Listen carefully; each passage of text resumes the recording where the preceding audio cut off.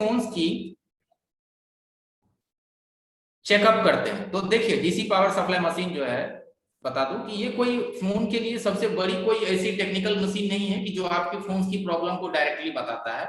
इसके थ्रू हम लोग एक फोन की प्रॉब्लम्स को अनुमान करते हैं, यानी कि जो हमारे कंजप्शन होते हैं या जो हमारा वोल्टेज का जो फ्लैक्चुएशन होता है, उसके आधार पे हम लोग देखते हैं कि ये प्रॉब्लम कहां से हो सकता है, और ये जहां से डिपेंड करता है उसकी हम एक अनुमान तक सर्किट को टेस्टिंग करते हैं, और 50 से 60-70% तक जो है 80% तक हमारा प्रॉब्लम वहां से डिपेंड करता है। ठीक है, लेकिन अभी जो है हमारे रिपेयरिंग में डीसी पावर सप्लाई मशीन जो है बहुत ज्यादा जरूरत हो गया है। जरूरत इसलिए हो गया है क्योंकि अगर हम अपनी फोन को बैटरी से इस्तेमाल करते हैं या बैटरी से ऑन करते हैं और हमारा हैंडसेट चालू नहीं होता है, तो हमें ये नहीं पता चल पाता है कि हमारी कितनी वोल्टेज एंड एम्पियर जो है कंज्यूम हो रहा है। कितना वोल्टेज एंड एम्पियर कंज्यूम हो रहा है, बहुत ज्यादा हो रहा है तो हो सकता है शॉर्टिंग हो, बहुत कम हो रहा है तो हो सकता है कि वोल्टेज बन ही नहीं रहा हो, या फिर हो सकता है कि बिल्कुल ना कंज्यूम हो रहा हो। तो ये जो हमारी कंजप्शन है, वोल्टेज की जो कंजप्शन है, इस कंजप्शन को हम लोग समझते हैं और उस एरिया को चेक कर सकते हैं कि जहां से हमारी प्रॉब्लम डिपेंड करते हैं। ठीक है, और इसके बाद है डीसी पावर सप्लाई मशीन। तो डीसी पावर सप्लाई मशीन के थ्रू हम लोग अगर कोई भी सेक्शंस है, जिस सेक्शंस में काफी लोगों ने शॉर्ट किलर को इस्तेमाल करा होगा और काफी लोगों ने नॉर्मल बैटरी से भी बनाया होगा, शॉर्ट किलर को बनाए होंगे कि वहां से आप कीट को हटा देते हैं और डायरेक्ट सेल से पॉजिटिव और नेगेटिव को बाहर कर लेते हैं वायर और चिमटा के थ्रू, और उसको इस्तेमाल करते हैं। तो वो जो हमारा बैटरी सिस्टम जो है वो हमारी सिर्फ और सिर्फ वीपीएच और वीवैट लाइन तक ही सीमित है। बाद बाकी सेक्शंस में आप उसकी इस्तेमाल नहीं कर सकते हैं। अगर आप किए तो आपका हैंडसेट बंद पड़ जाएगा, अगर सही था तो भी। ठीक है, तो चलिए हम अपनी कैमरा के लोकेशंस को चेंज करते हैं और चलते हैं।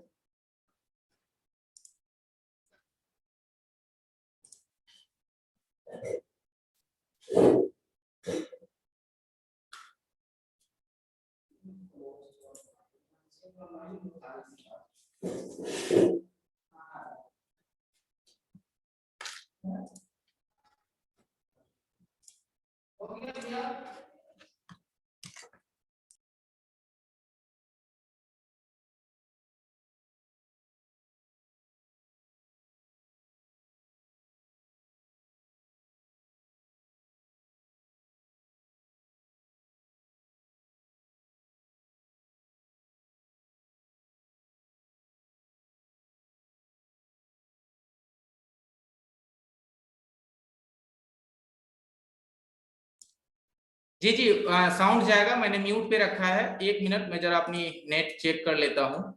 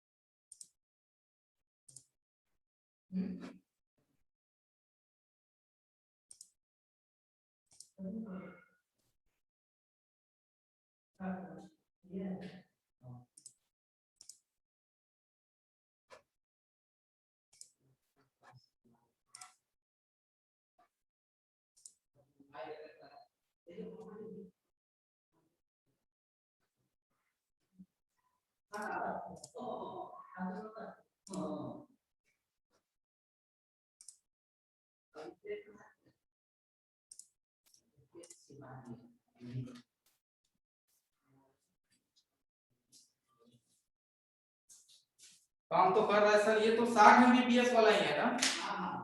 वही वाला काम है। क्योंकि वो बोला था कि कंपनी एक्टिवेट करता है। अच्छा, आप लोग से हाँ, हम लोग ने इसे कम कर दिया, इसका कितना मतलब रेंज आता है? इसका अच्छा रेंज है, ये राउटर का सही है।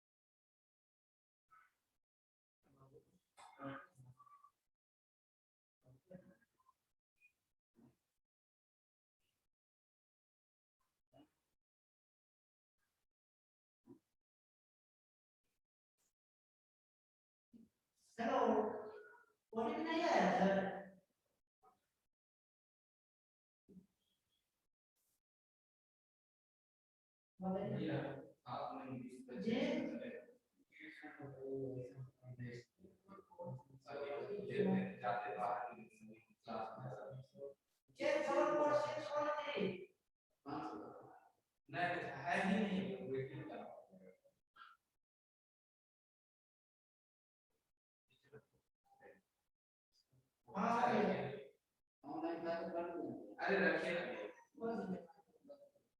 अरे रखिए, अच्छा अच्छा ठीक है, जरूर अभी नहीं है,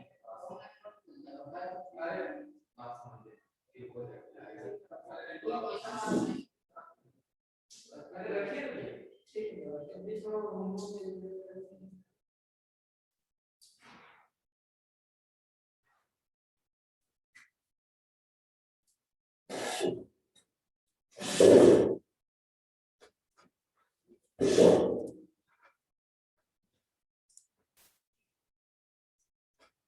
चलिए अब आएगा सर। अब कंटिन्यू रहेगा, कोई दिक्कत नहीं है। वो हम थोड़ा सा बिजी हो गए थे, वो कनेक्शंस के लिए आया है। उम्मीद है कि अब हमारा आवाज सही होगा। अब हमारी साउंड में प्रॉब्लम आप लोगों को नहीं होंगे, कनेक्टिविटी चेंज हो गया है। तो अब आप लोग बताएंगे हमारी आवाज बिल्कुल सही है? ओके, तो अब प्रॉब्लम नहीं होगा क्योंकि कनेक्शंस चेंज हो गए हैं। चलिए बढ़िया। अब हम लोग चलते हैं। तो सबसे पहले मैं अपना बूट केबल आपको दिखा देता हूं, मैं जो इस्तेमाल करता हूं। ये हमारी है मैकेनिक की, ठीक है, ये मैकेनिक की है। और ये एंड्रॉयड प्लस आईफोन दोनों है इसमें। तो ये हमारा बूट केबल है। इसके बाद मैं आपको अपनी डीसी पावर सप्लाई मशीन दिखाता हूं और उसे किस तरह से इस बूट केबल के थ्रू यूज करते हैं और इसकी रीडिंग्स कैसे आते हैं, ये सब मैं आपको डिटेल्स बताता हूं। ठीक है, ये हमारी बूट केबल है। दिखा मैंने इसलिए दिया कि बाद में फिर सर बूट केबल दिखाइए, इसलिए मैंने दिखाया आपको। यहाँ सिर्फ प्लस और माइनस दो वायर रहते हैं। ठीक है,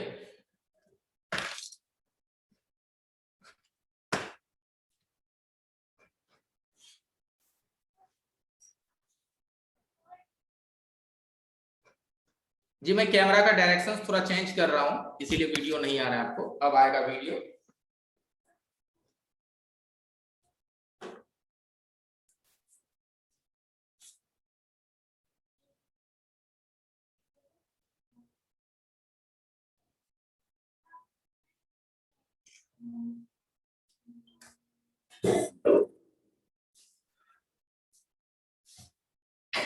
ये बेटा वहां मत सटना, करंट मारेगा।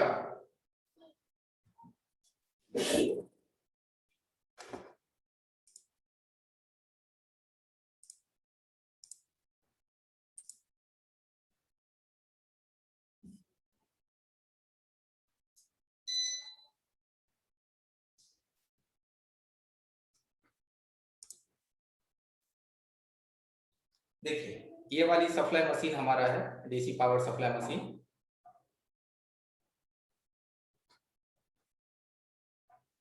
ठीक है,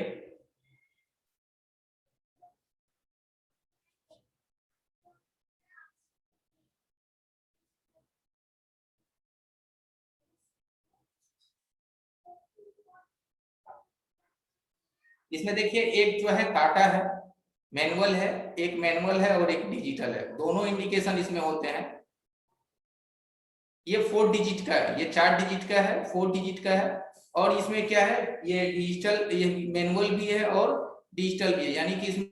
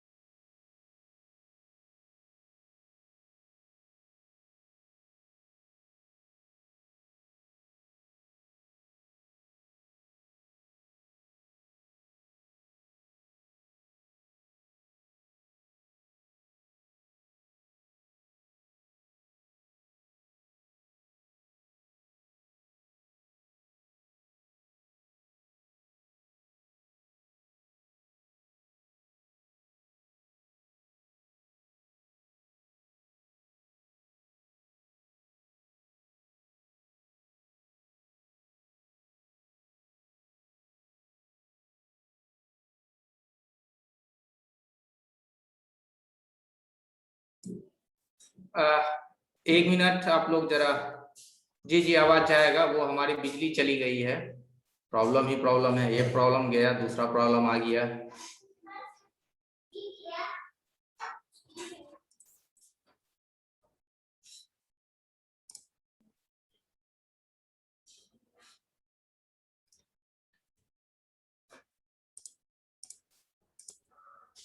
तो चलिए ठीक है, सबसे पहले हम आपको कुछ रीडिंग्स बता देते हैं। ये रीडिंग को आप लोग नोट कर लीजिए। हमारी लाइट चली गई है बट नो प्रॉब्लम। सबसे पहले हम इसकी जो है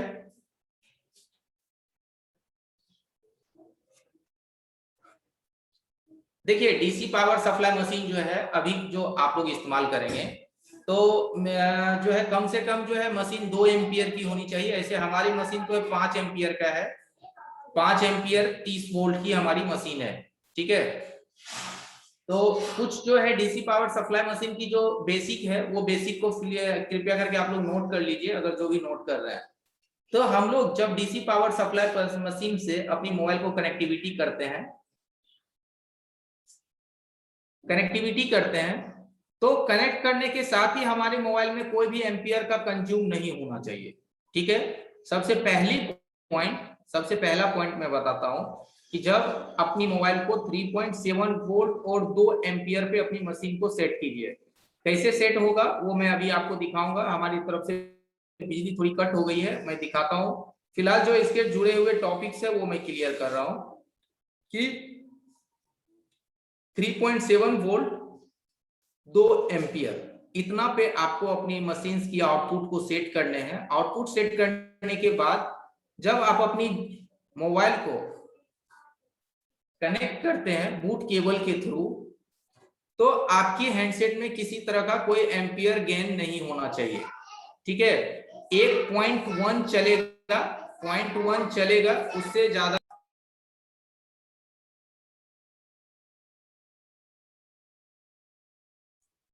कोई भी एम्पियर गेन नहीं होना चाहिए।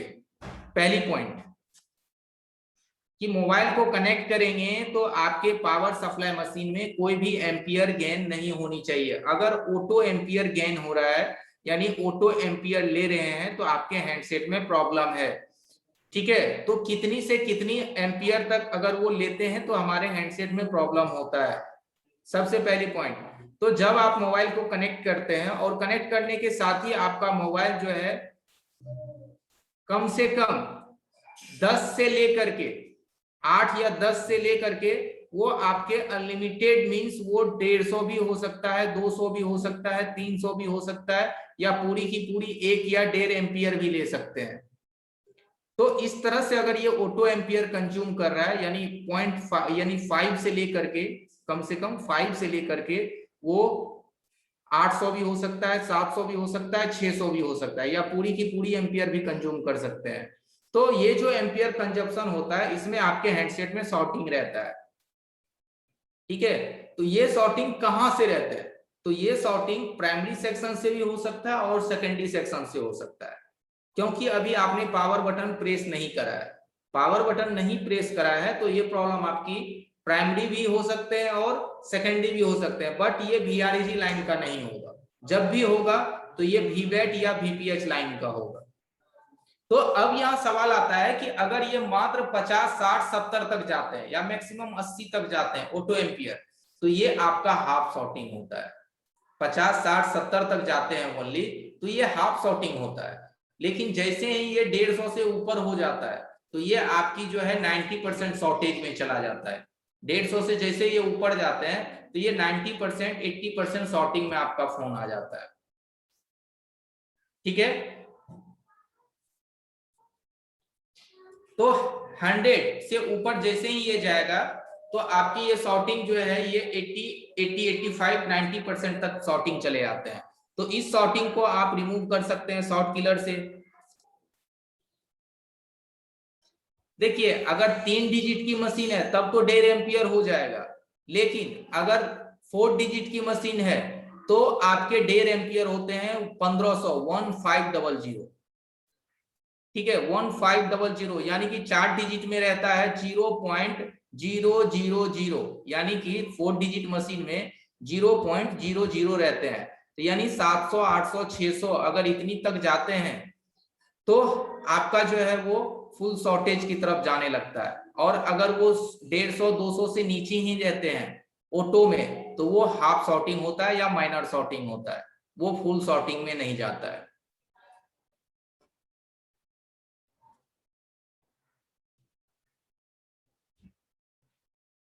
जहां तक है डीसी पावर सप्लाई मशीन जो है, आवाज कट रहा है।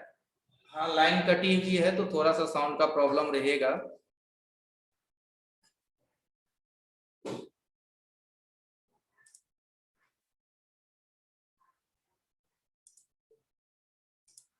देखिए, डीसी पावर सप्लाई अगर परचेज करेंगे तो मेरे ख्याल से 4 डिजिट ही लीजिए। डीसी पावर सप्लाई 4 डिजिट लीजिए। अभी के समय में 3 डिजिट पहले चलते थे लेकिन अब नहीं, अब कम से कम 4 डिजिट लीजिए।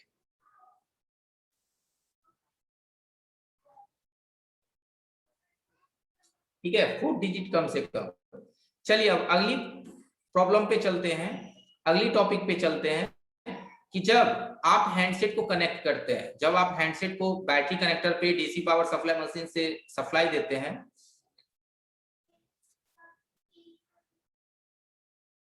सप्लाई देने के बाद आपका ऑटो एम्पियर बिल्कुल भी नहीं लेता है। अब हम लोग बात करते हैं ऑटो एम्पियर की नहीं, अब जब आप पावर बटन प्रेस करते हैं तब की।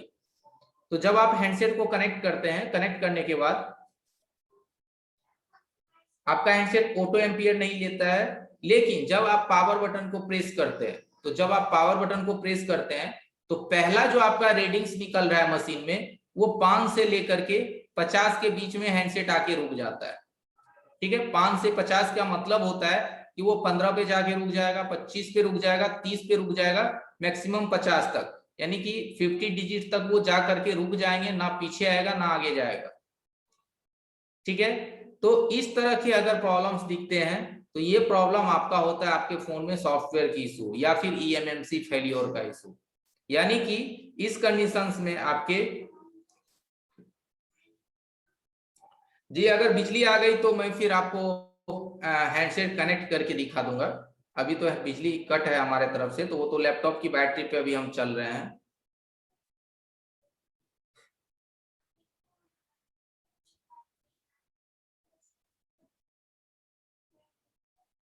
अब जब आप अपनी हैंडसेट की पावर बटन को प्रेस करते हैं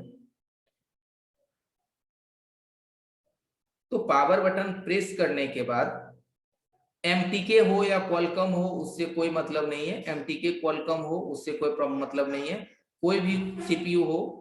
तो जब हमारी हैंडसेट 5 से लेकर के 50 के बीच में हमारी रीडिंग्स जो है 5, देखिए जब हमारी डीसी पावर सप्लाई में पावर बटन को प्रेस करने के बाद 5 से लेकर के रीडिंग्स 50 के बीच में रहता है और वो रुक जाते हैं, ना आगे ना पीछे जाता है। तो इस कंडीशंस में हमारे ईएमएमसी का प्रॉब्लम होता है। ईएमएमसी के प्रॉब्लम का मतलब है कि वो सॉफ्टवेयर की भी इशू हो सकते हैं। ठीक है, सॉफ्टवेयर का भी इशू हो सकता है, या ईएमएमसी के बैड हेल्थ भी हो सकते हैं, या फिर आपका ईएमएमसी का पार्टीशन डैमेज भी हो सकता है। तो ये सब जितनी भी है प्रॉब्लम,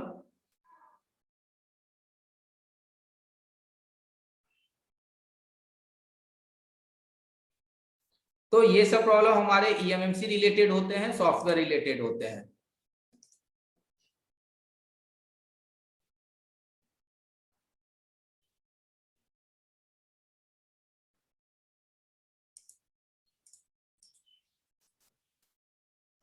पावर आने दो, ओके ठीक है, 5 मिनट वेट कीजिए।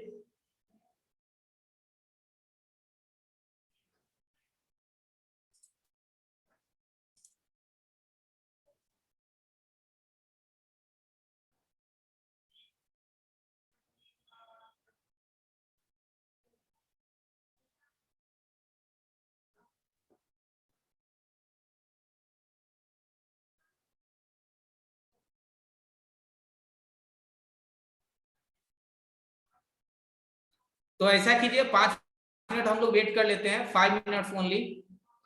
ठीक है, 5 मिनट्स ओनली। ठीक है, हाँ एक बार फिर से, कल भी टाइम है, कल फिर से एक बार इसे देख लेंगे जो भी दिक्कत होगा।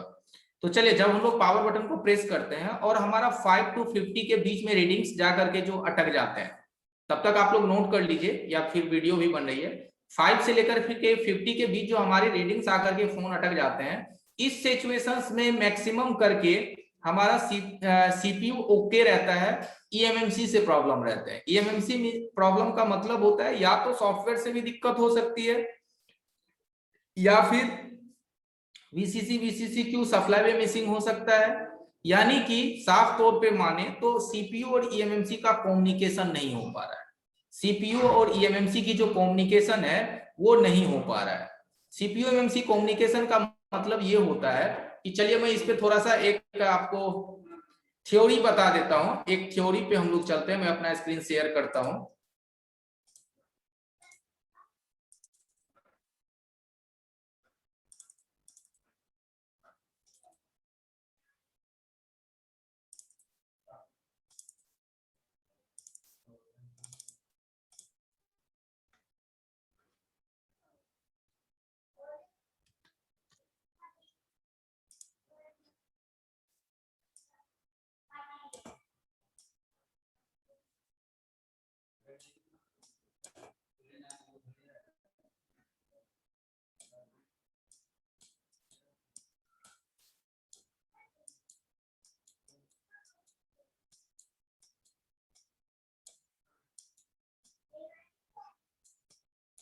ठीक है, सीपीयू और ईएमएमसी। देखिए सीपीयू एमएमसी का ये कम्युनिकेशन होता है,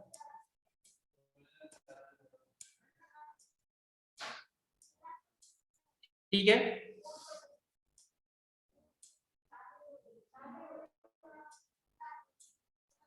सीपीयू एमएमसी की कम्युनिकेशन होते हैं इस तरह से। अब यहाँ क्या है कि यहाँ पे आपका पोर्ट बन रहा है, यानी कि ये आपका पोर्ट है। तो पोर्ट क्या बनेगा हमारा, या तो एमटीके बनेगा अगर एमटीके है तो, ठीक है, या तो फिर क्वालकॉम बनेगा।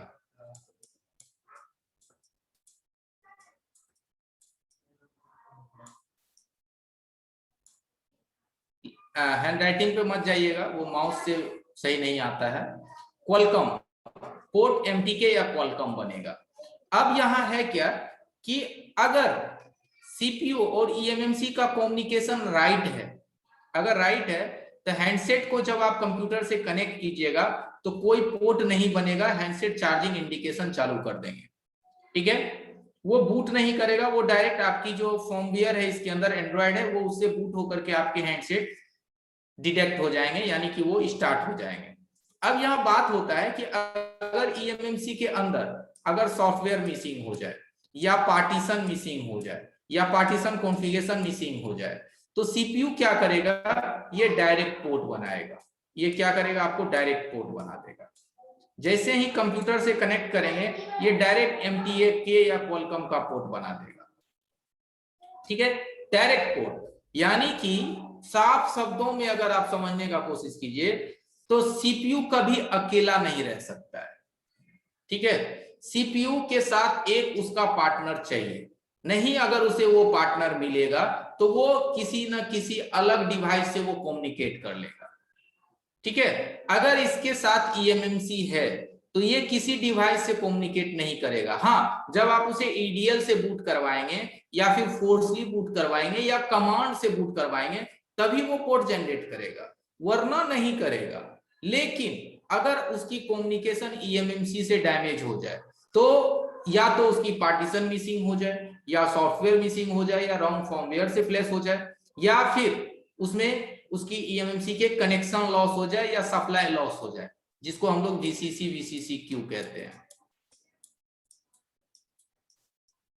ठीक है। वीसीसी हमारा मेन सप्लाई होता है 2.8 वोल्ट और वीसीसी क्यू हमारा सब सप्लाई होता है 1.8 वोल्ट, ठीक है। तो यहाँ पे आपको ध्यान देने का सबसे ज्यादा जरूरत है कि जब भी हमारे हैंडसेट कम पोर्ट बनाए, डायरेक्ट पोर्ट बनाए, तो उस वक्त यहां तक कंफर्म रहिए कि 90% तक जो है आपके 90 तक, मैं 100 नहीं कह रहा, 90% तक आप आपके हैंडसेट की पावर सेक्शंस ओके रहते हैं, आपकी सीपीयू का सेक्शंस ओके रहता है। 10% ऐसे चांसेस रहते हैं कि इस सिचुएशन में भी आपको सीपीयू निकालने पड़ सकते हैं या फिर पावर ऐसी चेंज करना पड़ सकता है, 10%। लेकिन 90% चांसेस रहता है कि वो आपकी ईएमएमसी की अगर आप रिपेयर करेंगे, ईएमएमसी की आप सर्विस करेंगे तो आपको ये हैंडसेट डिटेक्ट हो जाएगा। कभी कभार अभी आप लोग देखते होंगे कि सीएलके सीएमडी रेजिस्टेंस हटने से मोबाइल पोर्ट बनाने लगता है, और उस मोबाइल को अगर आप कंप्यूटर ये डीसी पावर सप्लाई पे लगा के ऑन करेंगे तो वो 15-20 रीडिंग पे जाके रुक जाएगा। 15-20 15-20 15-20 के बीच में वो रीडिंग लेकर के रोक देगा, ठीक है, या तो रिटर्न भी आ सकता है या रोक देगा। तो ये क्यों होता है? ये इसलिए होता है क्योंकि उसकी कम्युनिकेशन जो है ईएमएमसी से नहीं हो पा रहा है। क्यों नहीं हो पा रहा है? कम्युनिकेशन तो उसका है, लेकिन उस पे जो 1.8 वोल्ट की सप्लाई जाते हैं वो सप्लाई जाना बंद हो जाता है, ठीक है। तो वो हमारी जो रेजिस्टेंस है सीएलके या सीएमडी, ये सीएलके और सीएमडी, ठीक है। तो आप लोगों ने देखा होगा कि सीएलके को हम जंपर कर सकते हैं, इसको हम जंपर कर सकते हैं सीएलके को, बट सीएमडी को नहीं कर सकते हैं, ठीक है। सीएमडी को नहीं कर सकते हैं क्योंकि सीएमडी के का जो वैल्यू होता है वो के में होता है, और सीएलके जो है वो आपकी 20 ओम्स 22 ओम्स 300 ओम्स इस तरह से ये ओम्स में रहते हैं सीएलके। तो इसे आप जंपर भी करेंगे तो चल जाएगा, लेकिन सीएमडी नहीं चलेगा। तो ये रेजिस्टेंस बार बार आप लोग देखते होंगे कि कोई अनलॉक में यहाँ जो जंपर करता है उस वक्त भी हैंडसेट डेड हो जाते हैं। तो वहां क्या होता है, ये रेजिस्टेंस हमारे निकल जाने की वजह से सप्लाई मिसिंग हो जाता है, बंद हो जाता है, जिससे हमारी ईएमएमसी की अगर एक भी कम्युनिकेशन हमारे सीपीयू से ना हो, ईएमएमसी की अगर एक भी कम्युनिकेशन सीपीयू से ना हो तो आपका हैंडसेट पोर्ट बनाना स्टार्ट कर देगा, ठीक है। तो अगर ये पोर्ट बनना स्टार्ट हो जाएगा तो वो प्रॉब्लम कहीं से भी निकल सकते हैं, या तो सप्लाई मिसिंग, या फिर आपके कम्युनिकेशन मिसिंग, या फिर आपका जो है फर्मवेयर मिसिंग, पार्टीशन मिसिंग। हाँ, तो अब ये आपको आप पे डिपेंड करता है कि अब आप उसे किस तरह से डायग्नोस कर पाते हैं, क्या आप उसमें चेक करते हैं। चलिए, अब सवाल रह गया कि चलिए ठीक है, पोर्ट पे रुक रहा है, अब हमें डायग्नोस करना है कि ये दिक्कत कहां से है। तो सबसे पहले तो आप ईएमएमसी की एक सप्लाई चेक कर लीजिए, VCC and VCCQ। Supply check करने के बाद उसकी आप पहले ये भी एक आइडिया लीजिए या यूजर से कि ये बंद कैसे हुआ। तो कोई ना कोई तो रिव्यू वो देगा ना कि हाँ भाई साहब गिरने की वजह से बंद हुए, या फिर हमने कहीं अनलॉक में दिया उस वक्त बंद हुआ, या फिर चलते चलते बंद हुआ। तो अगर अनलॉक में दिया तब तो आप काफी हद तक श्योर रहिए कि अगर हैंडसेट खोला होगा तो कम्युनिकेशन मिसिंग है, या उसने फर्मवेयर वगैरह कुछ किया है तो फाइल्स मिसिंग है। हाँ, अगर चलते चलते बंद हुआ है तो हो सकता है कि पार्टीशन मिसिंग है, फर्मवेयर मिसिंग है, या फिर डिस्क भी डैमेज हो सकता है, हमारे पार्टीशंस भी करप्ट हो सकते हैं। तो इस तरह से आपको डायग्नोस करने हैं। तो ये चीज अब आप यहाँ श्योर हो जाइए कि सीपीयू पोर्ट तभी बनाता है जब उसे उसकी पार्टनर यानी ईएमएमसी नहीं मिलता है, क्योंकि सीपीयू अकेला कभी काम नहीं कर सकता है। सीपीयू अकेला कभी काम नहीं करेगा, उसको काम करने के लिए ईएमएमसी का जरूरत होता ही है, ठीक है। अगर ईएमएमसी से कम्युनिकेशन छूट जाए तो वो ईएमएमसी से कम्युनिकेशन बनाने के लिए वो पोर्ट बनाना स्टार्ट कर देता है। हो सकता है कि इस कम्युनिकेशन के थ्रू सीपीयू को ईएमएमसी डिटेक्ट हो जाए, तो इसलिए ये पोर्ट बनाने लगते हैं, ठीक है। तो जब भी आप किसी हैंडसेट को कंप्लीटली रिपेयर करते हैं तो एक टेस्टिंग ये भी होता है कि अगर आप ईएमएमसी निकाल देते हैं तो कोई भी मोबाइल रहे, दिमाग में बैठा लीजिए कि अगर आप ईएमएमसी को यहां से निकाल देंगे खोल करके तो कोई भी मोबाइल रहे आपका वो मोबाइल पोर्ट बनाना स्टार्ट कर देगा। अगर हैंडसेट की पावर सेक्शन सही रहेंगे तो, और सीपीयू सही रहेगा तो वो पोर्ट बनाना स्टार्ट कर देगा। ईएमएमसी निकाल दिए, कंप्यूटर से अटैच करेंगे, वो पोर्ट बनाना रेडी कर देगा फोन। हाँ, पोर्ट बनाने लगे, अब आप श्योर हो जाइए कि हमारा फोन यहाँ तक सही है, पावर भी सही है, सीपीयू भी सही है, अब हमें ईएमएमसी पे काम करने हैं। जी, ऑटो पोर्ट, जी बिल्कुल सही कहा आपने, वो ऑटो पोर्ट बनाने लगेंगे। तो फोन अगर एक टेस्टिंग ये भी होता है कि अगर आप ईएमएमसी भी निकालेंगे तो वो ऑटो पोर्ट में जाने लगेगा, लेकिन पावर सही रहनी चाहिए, सीपीयू सही रहना चाहिए। तो अगर कोई एक्सीडेंटल फोन आता है, ज्यादातर गिरा हुआ ड्रॉप डाउन फोन, जो ड्रॉप डाउन फोन आते हैं आप लोगों के पास, तो उस फोन में अगर पोर्ट वगैरह नहीं बन रहे हैं तो ज्यादातर उसमें रहता है ब्रेकेज का प्रॉब्लम, यानी बॉल मिसिंग का प्रॉब्लम। तो उसमें हम लोग रिवॉल्विंग से वो रिकवर कर लेते हैं कि सबसे पहले हम लोग उसकी सीपीयू को चेक करते हैं, पोर्ट बनाता है कि नहीं बनाता है। पोर्ट नहीं बना रहा है, उसके पहले उसकी पावर्स को चेक कर लेते हैं कि क्या वो वोल्टेज बना रहे हैं या नहीं बना रहे हैं। ठीक है। एक ये भी होता है कि पोर्ट बना और तुरंत से डिस्कनेक्ट हो गया, पोर्ट बना और तुरंत से डिस्कनेक्ट हो गया। विशाल जी शायद आपने कहा कि पोर्ट कनेक्ट एंड डिस्कनेक्ट होते रहते हैं, बना और वो लूप से निकल जाते हैं, थोड़ा सा बना लूप से निकल जाते हैं, या कभी कभार ये भी होता है कि पीसी में हल्का सा आवाज आया और पोर्ट दिखे भी नहीं, पीसी में ढंग से साउंड किया और पोर्ट दिखा भी नहीं कि बना या नहीं बना। तो इस सिचुएशन में दो जगह की दिक्कत रहती है, ज्यादातर इसमें सीपीयू से भी दिक्कत रहता है। ठीक है, ज्यादातर इसमें सीपीयू से भी प्रॉब्लम रहता है, यानी मैक्सिमम सीपीयू से ही प्रॉब्लम रहता है। उस कंडीशंस में आपको सीपीयू निकाल के रिवॉल्व कीजिए, फिक्स कीजिए, वो आपका सही हो जाएगा। यानी पोर्ट डिस्कनेक्टेड इशू, यानी कि सीपीयू की जो बॉल्स है वो ब्रेकेज है, वो सही से डिटेक्ट नहीं हो पा रहे हैं। तो मैक्सिमम उसमें सीपीयू से प्रॉब्लम रहता है। ठीक है, और अगर सीपीयू की वर्क आप करते हैं उसके बावजूद भी सेम है, तो जाकर के उसकी पावर ऐसी से ये दिक्कत रहता है, पावर ऐसी की वो प्रॉब्लम रहते हैं। तो उससे पहले आप ऐसा भी कर सकते हैं कि सीपीयू को ना निकाले, पहले उसकी बक कॉइल्स वगैरह और पावर सप्लाई की जितनी भी आउटपुट सप्लाई है और वीपीएच लाइंस, इस सभी को एक बार अच्छे से चेक कर लीजिए। और दूसरी, मोबाइल पे जितनी भी पावर सेक्शंस की कंपोनेंट है, एक बार आई स्कैन को जरूर कीजिए। आई स्कैन कहने का मेरा मतलब होता है कि जब भी आप लोगों के पास कोई प्रॉब्लम्स आए मोबाइल में, तो सबसे पहले ऐसा नहीं है कि हमें सीपीयू पे काम करने आता है, एमएमसी पे काम करने आता है, तो सबसे पहले हम सीपीयू एमएमसी पे ही हाथ लगा देंगे। जी बिल्कुल नहीं, सबसे पहले हम लोग उसको लो लेवल से स्टार्ट करेंगे। लो लेवल कहने का मतलब होता है कि सबसे पहले हम उसकी, ठीक है, सबसे पहले लो लेवल से स्टार्ट करेंगे, यानी सबसे पहले बैटरी कम्युनिकेशन, उसके बाद ट्रैक्स, उसके बाद वीपीएच लाइन।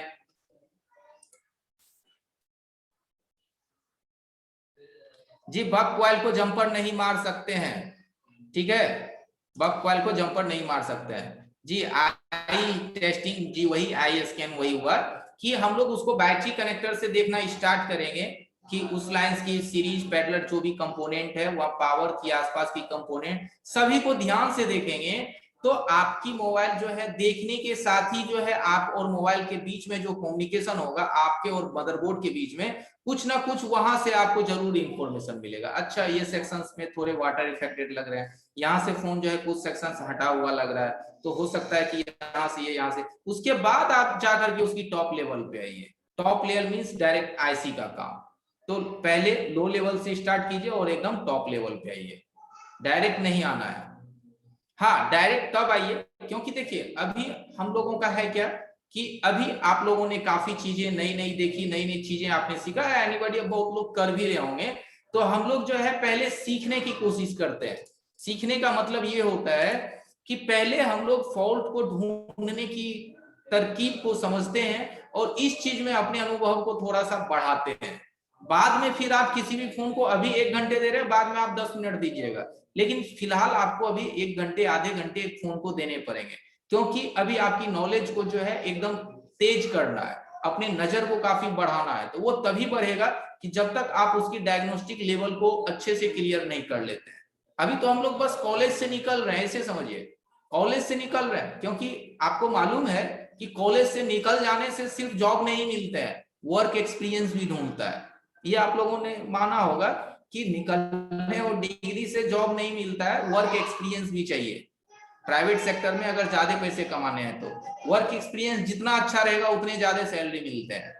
तो वर्क एक्सपीरियंस कहाँ से आएगा?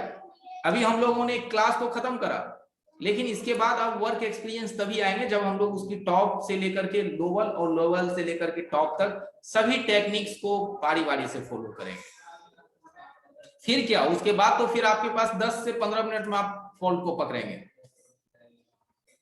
बक कॉइल पे वोल्टेज मिलेगा बिना पावर प्रेस को? नहीं सर, बक कॉइल पे वोल्टेज जब तक आप पावर बटन को प्रेस नहीं करेंगे तब तक नहीं मिलेगा, या नहीं तो जब तक आप नीचे में चार्जर केबल नहीं लगाएंगे तब तक नहीं मिलेगा। क्योंकि चार्जर केबल भी जब आप नीचे कनेक्ट करेंगे तो चार्जर केबल लगाने के बाद आपकी पावर ऐसी जो है डीसी टू डीसी, वो मेन पावर को इनेबल कर देता है और मेन पावर सीपीयू को इनेबल कर देता है, ताकि डिस्प्ले पे चार्जिंग इंडिकेशन हो सके।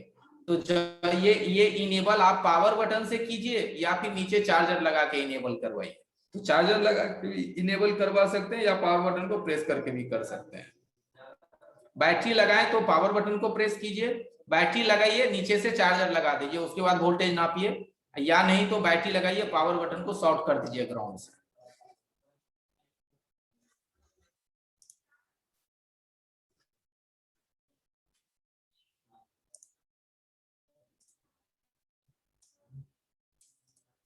हॉट टेस्टिंग का मतलब है वोल्टेज टेस्ट करना, यानी कि सप्लाई चेक करना मदरबोर्ड पे, इसे हॉट टेस्टिंग कहते हैं।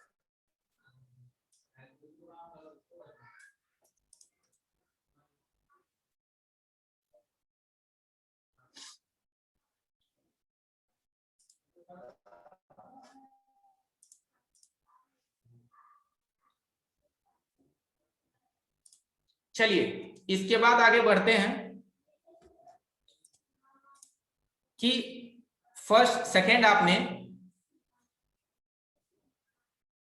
अरे सर बिजली में आजकल इतना लोड हो गया है ना, हमारे एरिया में इतना ज्यादा लोड है कि हर घर में एसी चलता है। हर घर में एसी चलने की वजह से इतना ज्यादा लोड है बिजली पे कि हर 2 घंटे 4 घंटे पे ट्रांसफार्मर ब्लास्ट करता है। लाइन कट गया, ट्रांसफार्मर उड़ गया, तार जल गई, इतने ज्यादा समस्या है ना कि क्या बताऊं सर। कोई दिक्कत नहीं है, चलेगा। कोल्ड टेस्टिंग का मतलब होता है मल्टीमीटर को डीसी सॉरी कंटिन्यूटी के रेंज में, और विशाल जी के यहाँ आंधी चल रहा है, ओके।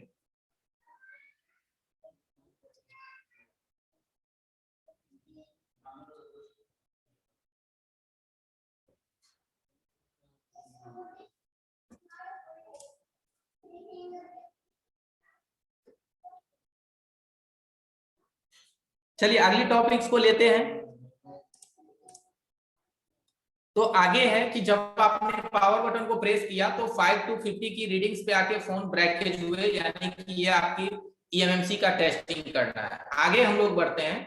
आगे हमारी टॉपिक्स है कि जब आप अपने हैंडसेट की पावर बटन को प्रेस करते हैं,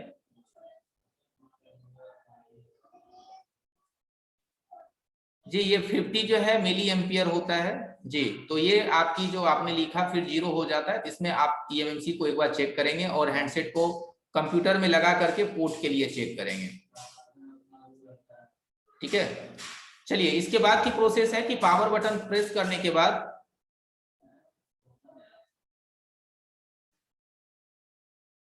सर टूल प्रोवाइड, जी टूल प्रोवाइड हो जाएगा, टूल मिल जाएगा आप लोगों को, टूल अवेलेबल है। टूल के लिए मैं नंबर दे दूंगा आप लोगों को आपके ग्रुप में, आप उनसे टूल मंगवा सकते हैं, हमारी कंपनी का ही टूल है, वो आपको मिल जाएंगे। टूल देखिए कंपनी का नहीं, मेरे कहने का मतलब है हमारी कंपनी जो है टूल्स भी प्रोवाइड करती है। वो टूल्स जो है आपको कोई भी ब्रांड, मैकेनिक का भी हो सकता है, किसी का भी हो सकता है, बल्कि जो है वो प्रीमियम क्वालिटी के टूल्स रहेंगे जो हम लोग खुद यूज करते हैं।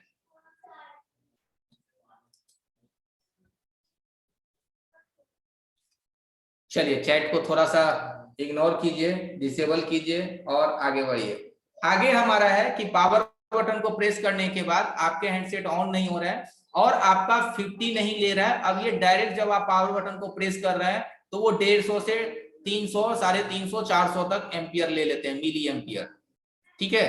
300 से वो 150 से ऊपर ही वो जाएगा। जैसे पावर बटन को प्रेस करेंगे वो 250, 300, 350 की रीडिंग पे आकर के रुक जाएंगे और छोड़ेंगे तो फिर से 0 हो जाएगा, यानी कि वो डायरेक्टली 300, 350 मिली एम्पियर पे जाएगा।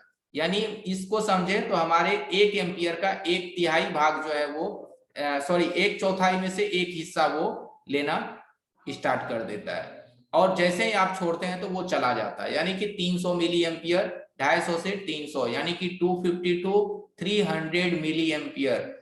4 डिजिट मशीन की तुलना में मैं कह रहा हूँ, 4 डिजिट मशीन के अनुपात में मैं कह रहा हूँ, ठीक है, इतने वो लेने लगते हैं। तो इस सिचुएशंस की जो प्रॉब्लम आपके फोन में डिटेक्ट होते हैं, ये प्रॉब्लम आपका होता है सीपीयू शॉर्ट भी हो सकते हैं, या फिर आपका पावर आईसी का जो बक सेशन है वो भी शॉर्ट हो सकता है। जो बक कॉइल्स वगैरह होते हैं, जो आउटपुट सप्लाई हमारे निकलते हैं VREG लाइंस, ये VREG लाइन आपका शॉर्ट हो सकता है, यानी कि 150 से ऊपर 250, यानी कि 150 से ऊपर 250 एंड 300 की रीडिंग पे वो पावर बटन प्रेस करने के बाद तुरंत चला जाता है, एकदम फटाक से चला जाएगा, और छोड़ेंगे फटाक से वो एकदम निकल जाएगा।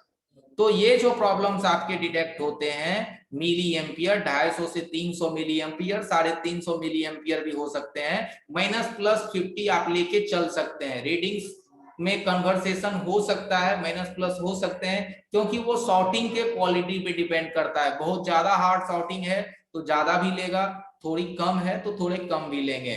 तो इस तरह की जो प्रॉब्लम है वो आपकी प्रॉब्लम होते हैं आपका बक कॉइल सॉर्टिंग, सीपीयू सॉर्टिंग, या तो फिर आपकी VREG लाइन का सॉर्टिंग, यानी कि 1.8 का लाइन शॉर्ट हो सकता है। डिफॉल्ट वोल्टेज जो VREG L5, VREG L6 या L10 से जो 1.8 बनते हैं, ये सब वोल्टेज का लाइन शॉर्ट हो सकता है, ठीक है। अब सपोज दैट आपके टच को काम करने के लिए आपने देखा था कि आपके वोल्टेज को काम करने के लिए आपने आपके टच को काम करने के लिए आपने देखा होगा कि टच को 2.8 वोल्ट का एक स्पेशल सप्लाई जाता है, ठीक है। और अगर वो 2.8 वोल्ट की लाइन शॉर्ट हो जाए तो आपका हैंडसेट ऑन नहीं होगा। हाँ, ये होगा कि जैसे ही आप हैंडसेट की डिस्प्ले वगैरह को निकाल देंगे, टच को निकाल देंगे, तो हो सकता है कि वो शॉर्ट निकल जाए, या फिर वो शॉर्टिंग्स अगर मदरबोर्ड से आ गए हैं वाटर डैमेज होने की वजह से, तो उस कंडीशंस में आपका फोन जो है 250 से 300 मिली एम्पियर तक वो लेगा, और पावर बटन को छोड़ेंगे तो वो चला जाएगा, ठीक है। चलिए आगे टॉपिक्स।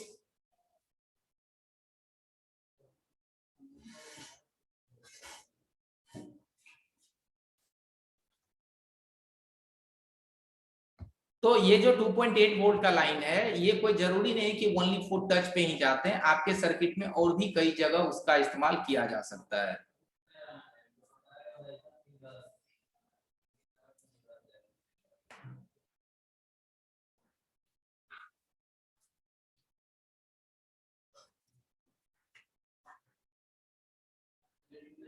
चलिए आगे का टॉपिक है कि जब हमारे हैंडसेट नॉर्मल कंडीशंस में रहते हैं, अगर आपके हैंडसेट में कोई खराबी नहीं है, नॉर्मल कंडीशन में रहता है, तो आपकी रीडिंग जो है जैसे वो 80 को 80 को क्रॉस करेगा, 80 यानी 80 मिली एम्पियर जैसे ही आपके हैंडसेट क्रॉस करते हैं तो आपका हैंडसेट स्टार्ट हो जाता है, आपका हैंडसेट जो है वो ऑन हो जाएगा, हैंडसेट ऑन हो जाएंगे, और ऑन होने के बाद वो आपकी 1 एम्पियर तक, यानी कि 1000 मिली एम्पियर, 1000 या उससे थोड़ा ऊपर, इतनी वोल्टेज तक वो कंज्यूम करते हैं, यानी 1 एम्पियर तक वो लेगा और आपके हैंडसेट कंप्लीटली ऑन हो जाएंगे।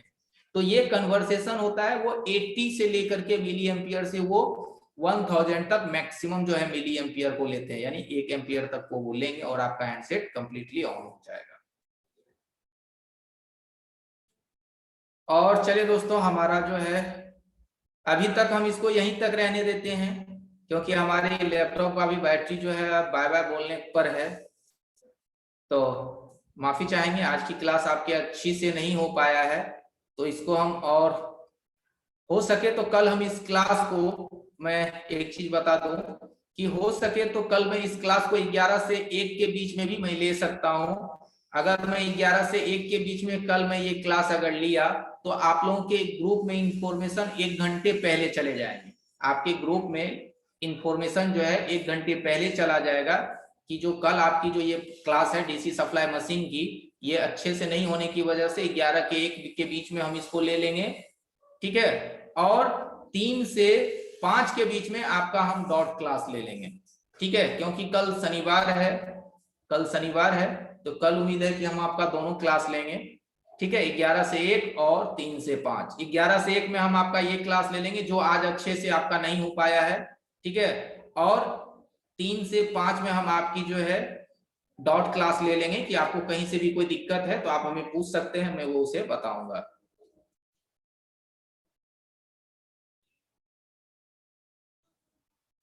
तो माफी चाहेंगे आप लोगों का, मैं जवाब कल दे देता हूं, हमारी सिस्टम भी बंद होने को है।